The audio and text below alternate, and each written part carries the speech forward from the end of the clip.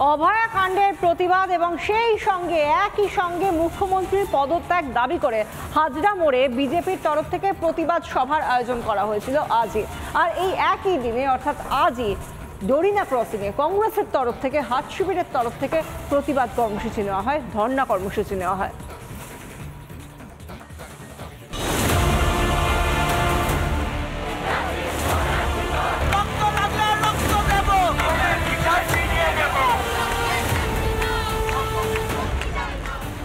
আরজিকর কাণ্ডের 1 মাস পার, এখনো ন্যায় বিচারের দাবিতে রাজ্য জুড়ে প্রতিবাদের গর্জন।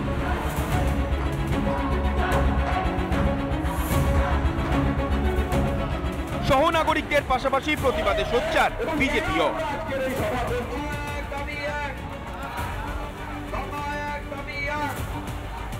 আরজিকরের চিকিৎসককে ধর্ষণ ও খুন কাণ্ডের প্রতিবাদ এবং মুখ্যমন্ত্রীর পদত্যাগ দাবি করে হাইকোর্টের নির্দেশে সভা বিজেপির।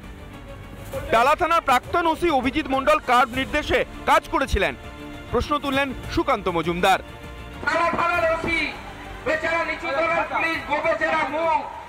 তার মুখ দেখে বোঝা যাচ্ছে যে তার মাথায় অত দম নেই, তার মাথায় ধরে 10টা মাথা নেই, তিনি সেই ধরনের কাজ করবেন।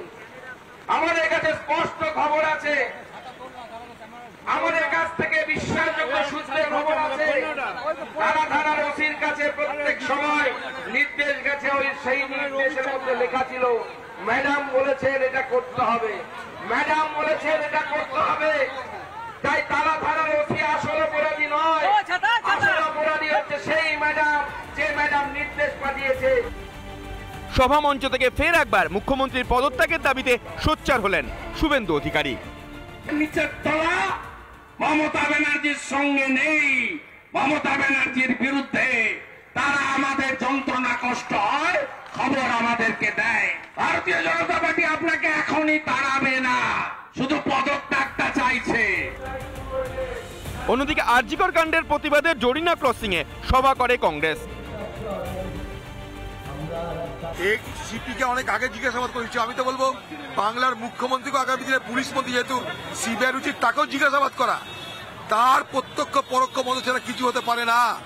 যদি সিবিআই প্রকৃত তদন্ত করে আগামী দিনে বাংলার মুখ্যমন্ত্রীকেও জিজ্ঞাসাবাদ করা উচিত। যদি অরবিন্দ কেজরিওয়ালকে জিজ্ঞাসাবাদ হতে পারে, যদি হেমন্ত সোরেনকে জিজ্ঞাসাবাদ হতে পারে, বাংলার মুখ্যমন্ত্রীকে নয় কেন? আরজিকর কাণ্ডের প্রতিবাদে একদিকে সহনাগরিকদের প্রতিবাদ, অন্যদিকে পথে প্রতিবাদে রাজনৈতিক দলগুলিও। দিন যত গড়াচ্ছে ততই যেন প্রতিবাদের ঝাঁজ আরো তীব্র হচ্ছে। রিপাবলিক বাংলা। তদন্তের গতি প্রকৃতি কোথায় দাঁড়িয়ে আছে এখন, কাকে কাকে আজকে তলব করা হলো সেদিকে নজর রাখুন। আজকে প্রথম থেকেই আমাদের নজর ছিল আরজিকর কাণ্ডে কাদের কাদের সিজি কমপ্লেক্সে ডাকা হলো। ইতিমধ্যেই আমরা দেখেছিলাম গতকাল পর্যন্ত তৃতীয় দিন ছিল, আজ নিয়ে চতুর্থ দিন।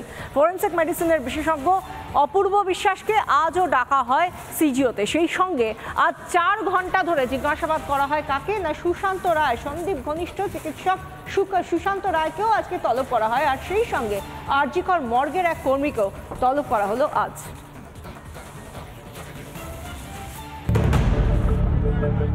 একে একে সিজিওতে ডাক পড়ছে উত্তরবঙ্গ লবির চিকিৎসকদের। এর আগেই সিবিআই জিজ্ঞাসাবাদ করেছে অভিক দে, বিরূপাক্ষ বিশ্বাস ও সৌরভ পালকে।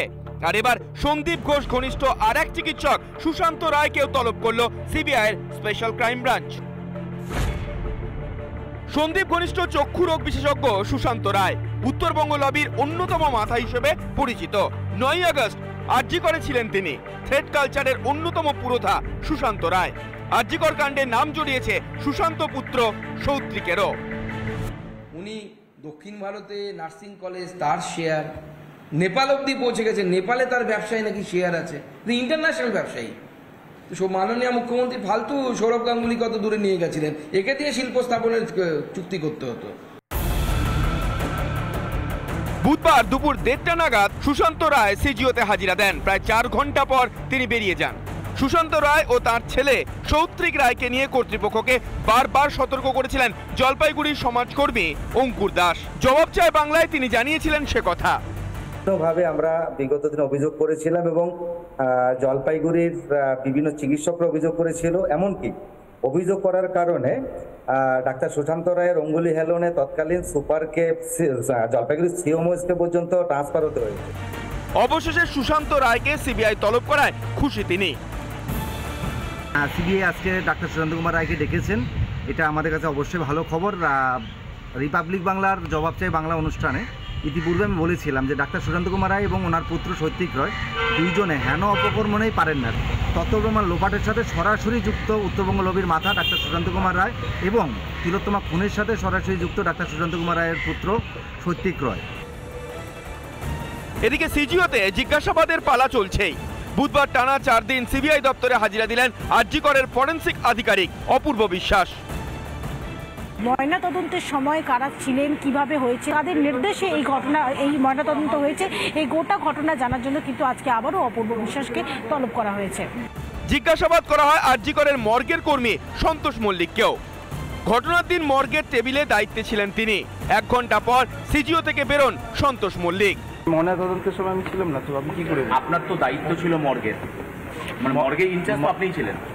ময়নার তদন্তের সময় তো আমি ছিলাম না, আমার তো টেবিল ওয়ার্ক। আমাদের যেহেতু ক্লার্ক রিটায়ারমেন্ট করে গেছে, এখন ক্লার্ক নেই, আমাকে টেবিল সামলাইতে হয়েছে, পেপারস ওয়ার্ক আমাকে করতে হয়েছে। আমি ওইখানে ওটা সরি ম্যাম। প্রতিদিনই প্রায় অভয়াকাণ্ডে তদন্তের মোড় ঘুরিয়ে দেওয়ার মতো একটা তথ্য সামনে আসছে। সন্দীপ ঘোষ, অভিজিৎ মণ্ডল গ্রেপ্তার হয়েছেন। এবার কার পালা? রিপাবলিক বাংলা। ফের কি আন্দোলনের পথে আরজি করে জুনিয়র চিকিৎসকরা? এখনো পূরণ করা হয়নি দাবি পূরণে সরকার পদক্ষেপ করেনি। অভিযোগ জুনিয়র চিকিৎসকদের। ধনধান্যে গণকনভেনশন আয়োজনের অনুমতি নিয়ে আবেদন। গণকনভেনশনের অনুমতি দেয়নি রাজ্য। কি কারণে অনুমতি বাতিল? প্রশ্ন চিকিৎসকদের।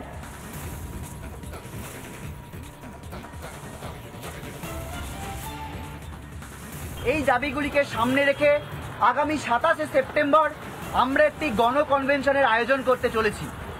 গতকাল প্রেস রিলিজেই তার জায়গা জানিয়েছিলাম ধনধান্য সভাগৃহ।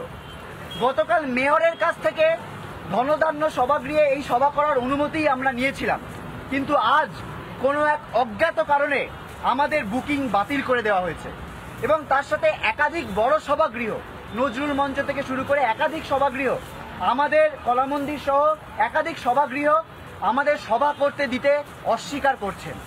তাদের বক্তব্য যে তোমাদের প্রতিবাদ তো শেষ হয়ে গিয়েছে, এখনো কেন তোমরা এসব যুক্তিহীন কর্মসূচি করছো?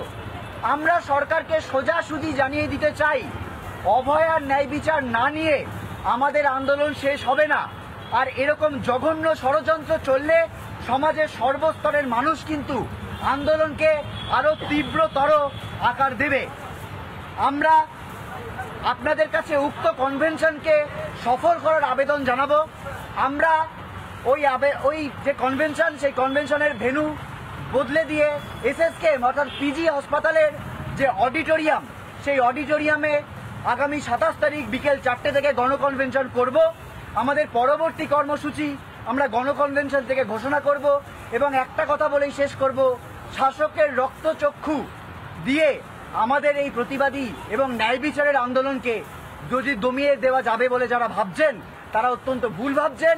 অভয়ার ন্যায় বিচার না ছিনিয়ে আনা অবধি এবং একজনও অভয়া যাতে না ঘটে তা সুনিশ্চিত করা অবধি আমাদের আন্দোলন কিন্তু চলবে।